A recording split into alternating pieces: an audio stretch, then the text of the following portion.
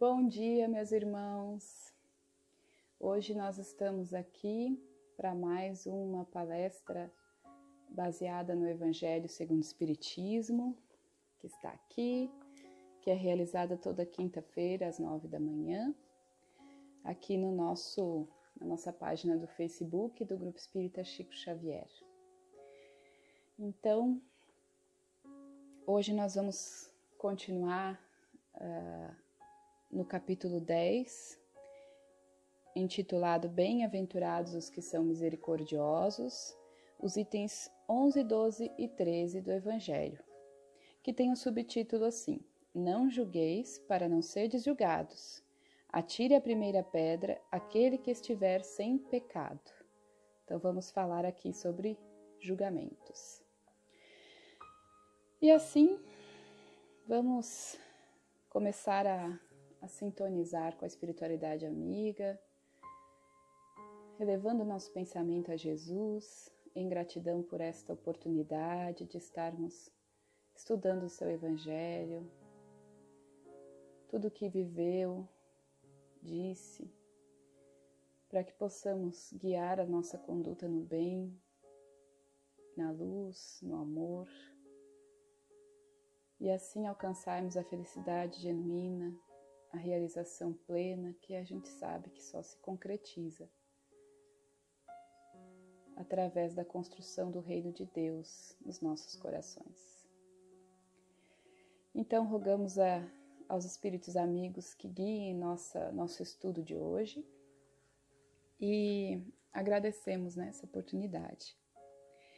Vou começar fazendo a leitura da parte do próprio Evangelho. Nós encontramos a primeira parte aqui em Mateus, capítulo 7, versículo 1 a 2, e em João, no capítulo 8, versículo 3 a 11. A primeira, então, de Mateus diz: Não julgueis a fim de não serdes julgados, porquanto sereis julgados conforme houverdes julgado os outros. Empregar-se-á convosco a mesma medida de que vos tenhais servido para com os outros. Então, lá em Mateus, nós vamos encontrar essas palavras de Jesus, nos alertando a respeito dos julgamentos que nós fazemos sobre os nossos irmãos de humanidade. E um alerta, né?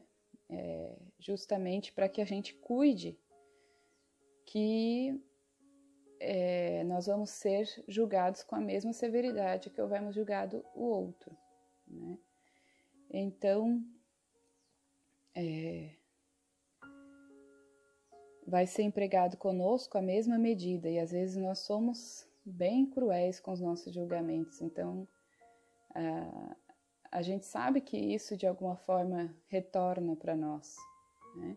Claro que Deus é sempre misericordioso, mas Ele também permite que a justiça aconteça, e é necessário que seja, né?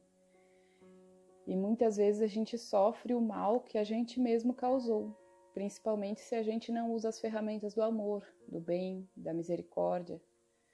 Então, esse é o chamamento aqui de Jesus. E no próximo item, que está lá em João, evangelista, então, os escribas e os fariseus lhe trouxeram uma mulher que fora surpreendida em adultério, e pondo-a de pé no meio do povo, disseram a Jesus: Mestre, esta mulher acaba de ser surpreendida em adultério. Ora, Moisés, pela lei, ordena que se lapidem as adúlteras.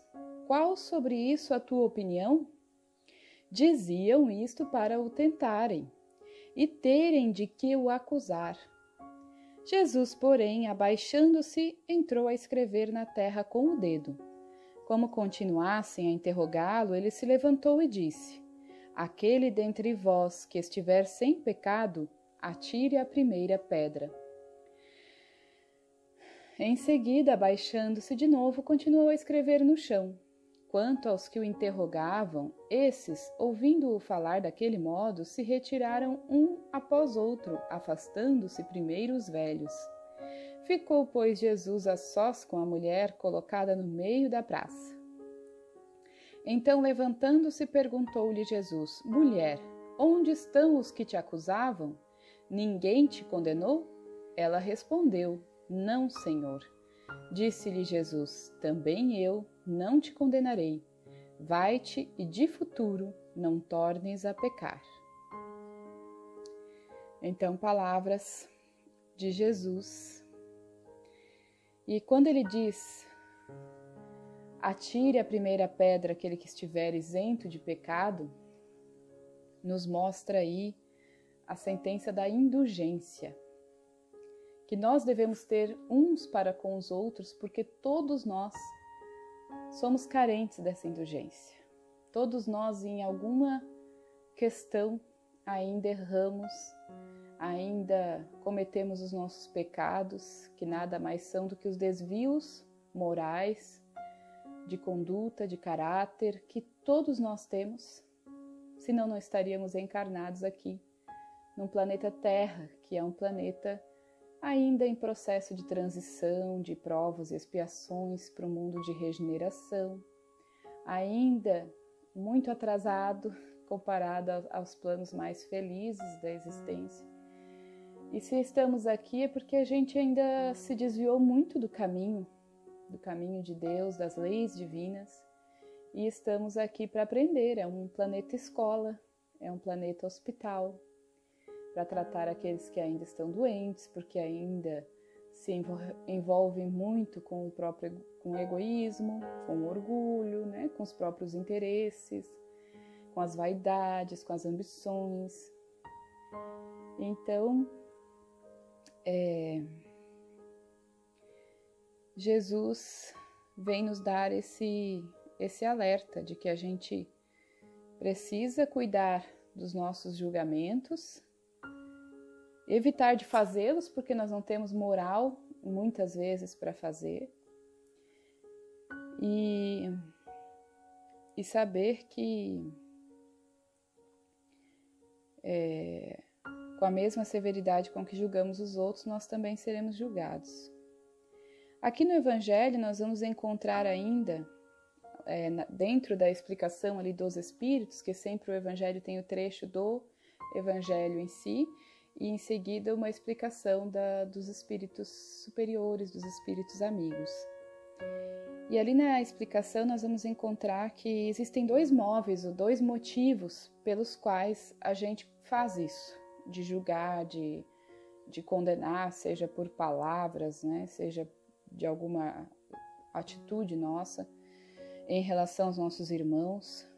Uma delas é reprimir o mal, né? Por isso que existe a justiça terrena, que ainda não é nada comparada à justiça divina, mas que está também num processo evolutivo e necessário para o nosso estágio evolutivo.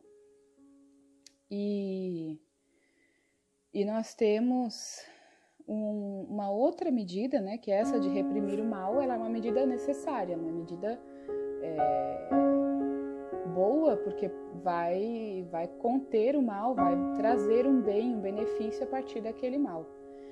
Mas existe a outra, que é a maioria dos nossos julgamentos, que é desacreditar a pessoa, né, por alguma razão. Às vezes a gente critica a pessoa porque está com inveja, porque tem ciúmes, porque pelas nossas próprias questões de comparação, né? Então isso é o ciúme. Então às vezes a gente vê que a pessoa está numa condição, numa situação melhor, que a gente gostaria de ter alguma coisa que ela tem, ou de ser como ela é, e por alguma razão ainda não consegue ou não pode, ou se acha que não pode, né? Que nós temos as nossas crenças limitantes e a gente acaba criando essa realidade de achar que não podemos mais ou que não conseguimos mais, né, conquistar alguma coisa. E essa comparação que nós fazemos com os nossos irmãos e que nos faz julgar que estamos em uma condição pior, às vezes gera isso, né, que é a maledicência. Então aqui ele diz, né, que esse último caso, que é de desacreditar a pessoa, ele não tem desculpa. Porque aí só há maledicência e maldade. No primeiro caso, que é o de reprimir o mal, então quando ou pela justiça terrena, ou por nossa preocupação mesmo com o nosso irmão, e a gente tem o dever, sim, moral também, né, de fazer uma corrigenda, só que isso tudo depende como? Depende de como nós fazemos. Então, sempre que a gente for fazer isso, o ideal é que não seja exposto, que não seja à vista de todos, né, que seja em particular. Então, cuidados que a gente deve ter, né, na forma de se expressar, porque o objetivo não deve ser ferir ou magoar o nosso irmão, mas sim fazê-lo refletir sobre as suas atitudes. Então, temos que ter esse cuidado. Quando o nosso objetivo natural é esse, a gente já tem esse cuidado, né? O objetivo é realmente ajudar aquela pessoa. Mas se o objetivo é simplesmente desacreditá-la realmente, é o que a gente faz, é falar para os outros, fazer fofoca, fazer intriga. Então, e quem de nós nunca fez isso? É difícil, né? A gente tem uma tendência a isso. E geralmente os móveis, quando a gente for se perguntar quais são as razões pelas quais a gente vai lá e faz uma fofoca ou fala mal de alguém para outra pessoa, nunca é com o objetivo de ajudar aquela pessoa, porque se a gente tem a sincera vontade de ajudar aquela pessoa, nós vamos direto para aquela pessoa. Nós vamos falar com ela de um jeito, porque o nosso objetivo não é magoar, ferir aquela pessoa. Nós vamos buscar entender as razões, ouvir aquela pessoa e falar aquilo que a gente pensa, conscientes também do nosso telhado de vidro, do quanto nós também, muitas vezes, aquilo que a gente está condenando no outro, nós também agimos. Só que a gente se desculpa, né? Ah, não é preguiça, eu só não estava disposta, ou as coisas são difíceis para mim, é que eu vivo numa outra situação. Então a gente sempre arruma uma desculpa quando o erro é da gente. E quando é o outro, a gente culpa, a gente condena. Então nós temos que buscar refletir mais a respeito desses julgamentos que estamos fazendo. Se não seria ali algo que eu mesmo faria naquela situação. Ou se eu tivesse vivido tudo que aquela pessoa viveu, com aquela experiência, eu não agiria da mesma maneira. Ou se eu mesmo já não fiz isso.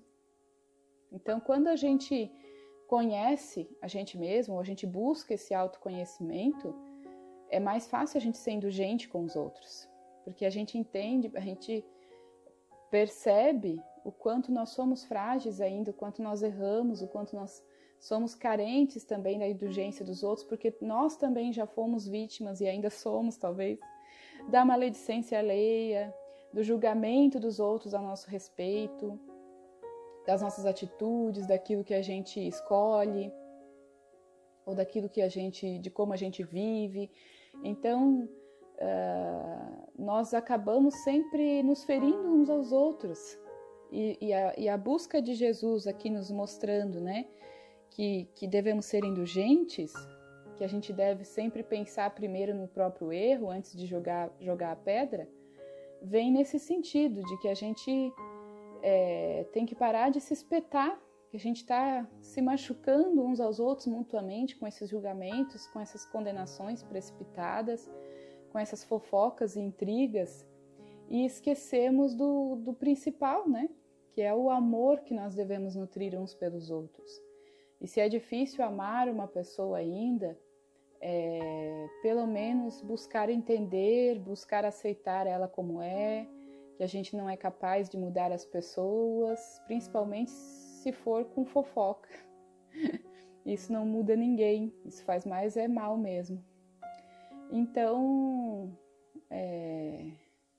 se a gente não pode ajudar, pelo menos a gente silencia, né? Essa é a mensagem aqui do Evangelho. E uma coisa interessante também que fala aqui é que a letra mata e o espírito vivifica. Então, quando a gente vê Jesus falando aqui, ó, não julgueis a fim de não ser julgados, então a gente não deve julgar nunca, não deve existir tribunal na face da terra. E não é isso, né, que Jesus veio nos dizer. Assim como tudo no Evangelho, a gente tem que interpretar, a gente tem que levar o Espírito à letra, porque o Espírito vivifica e a letra mata, como diz aqui, né? Senão, quando a gente ouve Jesus dizer que não veio trazer a paz, veio trazer a espada, a gente faz uma guerra santa com essa justificativa. Então, por isso que diz que a letra mata e o Espírito vivifica. Não é que não deve existir o julgamento. Se for por aquele móvel que a gente falou, né, o motivo é reprimir o mal e aí dali vai resultar um bem, isso é um dever que nós devemos sim fazer. O problema é que a gente ainda utiliza de subterfúgios para continuar sendo maledicente, julgando, simplesmente por maldade, por gosto, porque a gente sente prazer ainda em fazer fofoca, sente prazer ainda em denegrir a imagem do outro, porque aí a minha imagem fica maior quando o outro está pior. Então, essa que é a fonte aqui que nós devemos, sim, né, censurar em nós. Agora, o julgamento útil, né, o julgamento que vai trazer um benefício, sempre o fim, né, a gente tem que pensar qual é a finalidade daquela reprimenda, se ela vem por causa do meu egoísmo, do meu orgulho, da minha inveja, do meu ciúme, ou se eu estou realmente interessada em ajudar aquela pessoa, né? É isto. E a gente tem que ver se a gente tem autoridade moral para censurar a pessoa. E o que traz essa autoridade moral? E aqui diz, né? Os Espíritos vêm nos falar, ó, aos olhos de Deus uma única autoridade legítima existe, a que se apoia no exemplo que dá do bem. Então, que direito eu tenho de reprimir um irmão quando eu ajo da mesma maneira? Quando eu já fiz isso e ainda não consegui tirar todo esse mal de mim. Então, se eu ainda não tenho autoridade moral, eu preciso ter muito cuidado. Posso reprimir um irmão com o objetivo de ajudá-lo? Posso. Mas tenho que me pôr nessa condição. Olha, quem sou eu para falar alguma coisa? Eu também já fiz isso. Ou eu também faço assim. Mas eu quero mudar, eu quero melhorar. Eu acho que tu também deveria. Eu acho que a gente pode tentar fazer isso juntos. Então, assim, se colocar com humildade diante da pessoa, você pode reprimi-la. Mas consciente da sua pequenez também, né? Então, a mensagem do Evangelho era essa. Até fico aqui, o tempo nosso tá no fim, mas tem um livro aqui para indicar para vocês sobre esse tema, que é o livro Boa Nova, psicografado por Chico Xavier, pelo Espírito Humberto de Campos.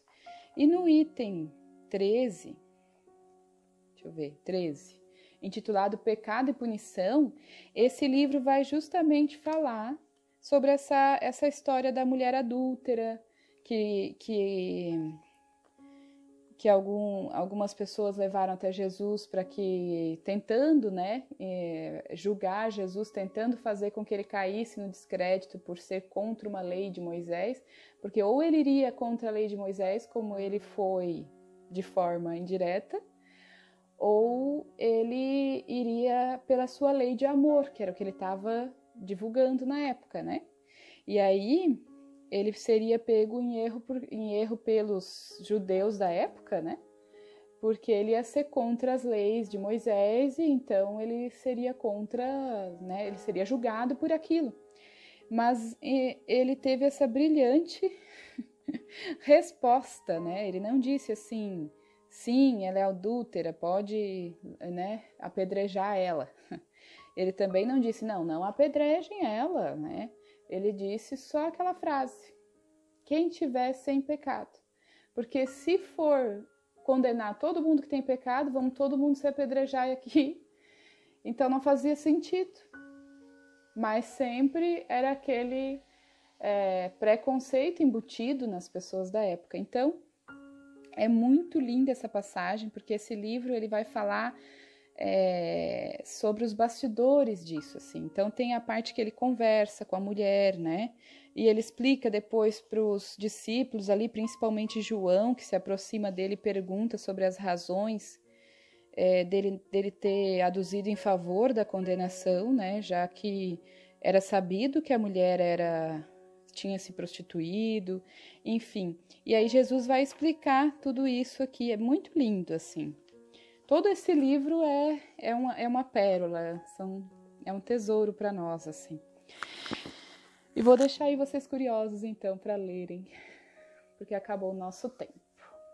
Agradecemos a Jesus a oportunidade desse estudo maravilhoso, a oportunidade de refletirmos aí sobre os julgamentos, sobre as fofocas, as nossas intrigas, as nossas picuinhas, para que sejamos nós a parar esse movimento, a refletir antes de falar, para que não venhamos a cair na tentação de falar mal dos nossos irmãos em humanidade, que também erram como nós e são carentes de indulgência como nós próprios, e possamos assim merecer também a indulgência, o perdão e o amor.